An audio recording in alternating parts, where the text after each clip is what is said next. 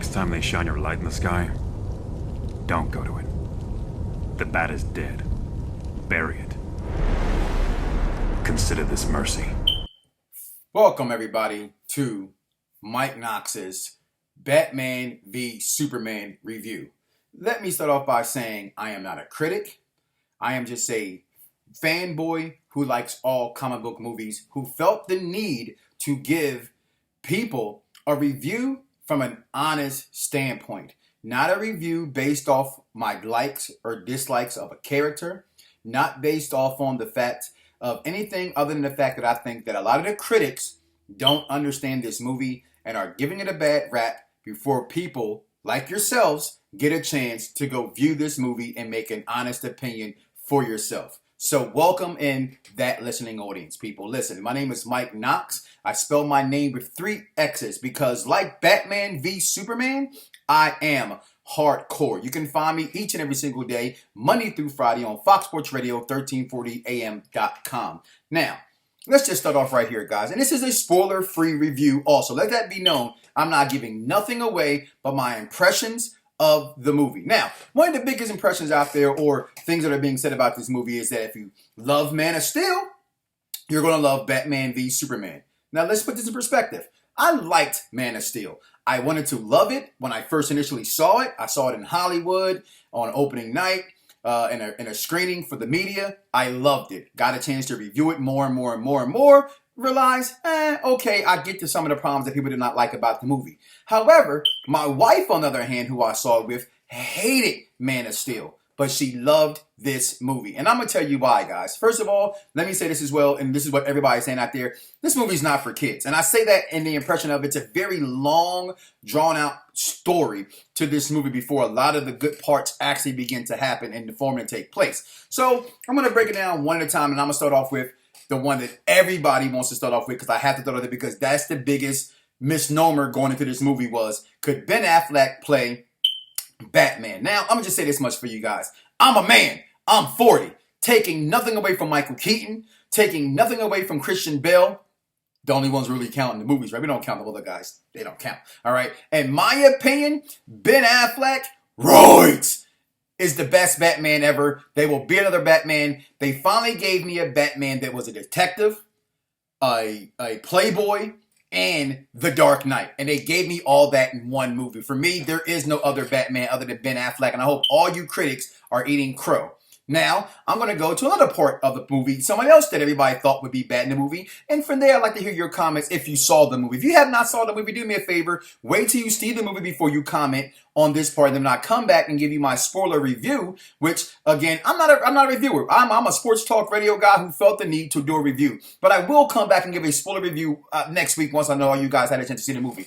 And that is my guy, Jesse Eisenberg, who I felt was perfect for the role of Lex Luthor, simply because this isn't Michael Rosenbaum's Lex. This isn't Kevin Spacey's Lex Luthor. This isn't Gene Hackman's Lex Luthor. This is a newly written Lex Luthor. And for that, I looked and I thought, well, if Lex could exist in today's world, which we live in, social media and whatnot, I would look at him in the role he played in Social Network like a Mark Zuckerberg kind of character. And guess what, guys? I was surprised. That's not the character that he plays. He plays like this mad scientist kind of a role. And I thought for what was written, I thought he was perfect in the role. I loved him as Lex. When I left the movie theater, everybody stood in applause. The guys I was sitting next to, who I did not know, that my wife hates me talking to strangers when we go see a movie, we're on a date together, we all engulfed in Jesse Eisenberg's character as Lex Luthor. I have things like to say about his character and what I think further in the movie that can change people's perspective. And again, like I said, I will come back. If you saw the movie,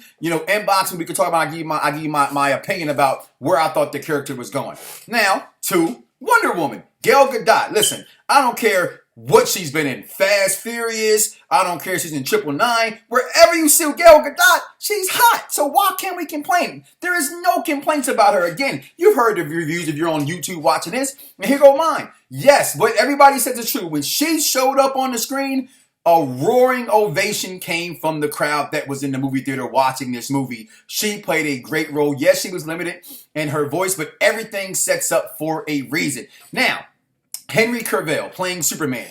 I'm a fan of Henry Cavill. Now, I grew up off of Christopher Reeves. I'm a big Lois and Clark guy. You see I'm wearing a Superman shirt, you see Superman in the background. That's my favorite superhero. So let me just say this. Again, I do sports talk radio. I know how to be impartial. So I'm not favoring my character when I say this, and I'm saying this with the open, honest thing about Henry Cavill playing Superman. I love him as Superman. My wife doesn't like when she says he's not sexy enough. Whatever. I don't judge men on whether they sit enough to play a role, but women sometimes do. She loves Thor. So hey, who am I to judge?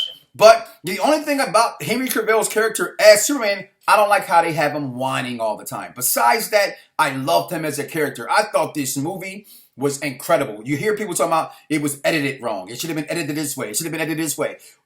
This is, I call my show the show for the intelligent fan. But we're talking about wrestling, we're talking about sports. You got to be intelligent when you're watching something, okay? To me, this movie took nothing more than you using your intelligence to see what they were putting together. They went here, they went there, they went here, but it all came together, okay? It's like ham without burger. No, they had the ham, the burger, the cheese, the lettuce, the onions, the mayos. If you like raw onions, they had it all. It all went together. I thought the story was fantastic. It told a story. And people have to understand, it's called Batman v Superman, Dawn of Justice. They're trying to cram in everything they could without giving you a prequel to all these other movies in one shot. Now I know people want to compare it to what Marvel has done. You can't compare it. Can we stop comparing it? I never grew up saying, oh, I hate GoBots because I like Transformers. No, I just knew Transformers was better. And if nothing else was on, I watched GoBots. I never cared if Spider-Man or Spider-Man is my other favorite superhero. I don't judge them. Why can't, as fanboys, we just watch something and not compare it, okay?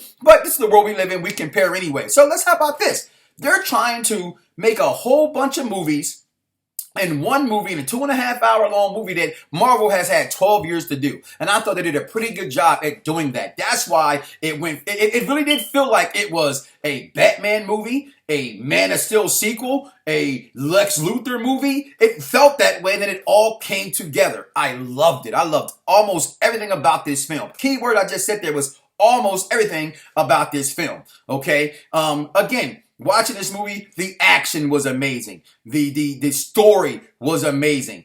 Okay, the biggest complaint here, one of the biggest complaints you're hearing is that we didn't like the way Doomsday looked. You know what? Guess what? I didn't like the way that Starscream looked. I didn't like the way that Megatron looked. So what? Get over it. Get over yourselves, okay? Hashtag real fanboys like all comic book movies. Well, except for Green Lantern. But you get what I'm trying to say here, guys. I looked at this movie, and I thought the story was good. When you go into a movie, let me back it up a little bit. When you go into a movie, you have to go into a movie with open arms, with no high expectations, with no low expectations. You go to a movie to have a good time. That's why you pay your $10, $12, $15, $20, $25 if you're watching IMAX 3D. That's why you pay to go to the movies to have a good time. So, A, I had a good time. B, the storyline was good. 3, the action was good. Okay? 4, I had my surprises. 5, there were tearjerker moments in this movie. There was nothing to complain, in my opinion, about the movie. And then how they set up Flash, Cyborg, Aquaman, and these other Wonder Woman and these other characters coming to form the Justice League was done perfectly. You hear other critics out there, and I'm not knocking them. I'm a huge fan of the Schmoes. I'm a huge fan of Jeremy Jahns. I'm a huge fan of Collider movies and that certain kind of genre of people but everybody understand, as you're watching this, you may agree, you may disagree, and that's just life. We're not going to always agree. But, and I watch their films all the time, and they're part of the reason why I did this review. And as far as IGN is concerned, listen, I stopped paying attention to IGN when they started becoming PlayStation 4 fanboys. Again, I have a PlayStation 4. I have an Xbox One. It's a matter of preference. I don't have to fight the way that we fight as fans. Why? Either way, we win. No matter what happens in this movie, we're winning as fans because we're watching things as we saw as children and comic books that we saw. As you're an adult and you got your kids watching these things, we've wanted all these things and we're getting them. So why complain? This movie, in my opinion, with Ben Affleck's role playing Batman, being no other Batman, Henry Cavill and me, a great Superman, Wonder Woman. Listen, guys, we got like a crotch shot. Boom, knocked it out the park, okay? Jesse Eisenberg, for what it's worth, in my opinion, played a role that was written. Is it the Lex we're used to? Absolutely not. But for what was written, I loved it. I thought he delivered into this thing. Maybe one scene towards the end of the movie I could have probably dealt without in how he acts, but that's Jesse Eisenberg. If you saw one Jesse Eisenberg movie, depends on if you like him. You've seen them all, right? And I'll be honest with that. Jesse Eisenberg is Jesse Eisenberg. He will always be Mark Zuckerberg to me from Social Network. He will just be that guy. But all in all, I had a great time with this movie. I enjoyed this movie. I hope you enjoyed this movie. I'm holding a lot back because I want to tell you about this movie, but I cannot tell you about this movie. But listen, guys, I just want to give you my quick review of Batman v Superman. And again, if on my wrestling show, I give belt grades, right? If you're a wrestling fan listening to this, I will give this 5 out of 5 Ric Flair title runs. If you're a guy who wanted to go by numbers, honestly, I would probably give it about a 9.5 out of 10. Really, I really would. I'll give it a 9.5 out of 10. And I'm going to go see it again tonight. I saw it just yesterday. I have friends of mine in California that saw it that feel the echo the same feeling that I have. Do me a favor. Don't let critics ruin your time at the movies. Go enjoy a movie and enjoy a movie for what it is. And this is another thing. This is a shout out to my cousin and everybody else who may be like my cousin. We have to stop getting mad at movies being made not being made the way they were when we were children. This goes back to X-Men. This goes back to anything. Everybody complains, well, that's not the character. It's a different world we live in. They're trying to mix cartoons and comic books together. And if you are a fan of comic books and you're a fan of cartoons, you know that they're two separate kind of universes and worlds. And that's what they did. Yeah, Batman, I'll tell you this much. That fight scenes, Batman is a kick-ass dude. He is, I tell you, you heard the reviews. He's murking people, guys. And even those who don't know what murking is, he's knocking them. He's 187 on the undercover cop right now. Batman has lost his wig. It's an older Batman. He's there. If you saw the trailer, you saw a lot of how the movie was going to go. And you know what scenes are what. And again, I won't give it away. Batman, great. Gal Gadot, great. Jesse Eisenberg, great. Henry Cavill, great. And heck, I even spoke about Alfred Jeremy Irons. Woo! Boom! I cannot wait for Justice League. What does it think? Hey, Jeremy, I'm going to take your line.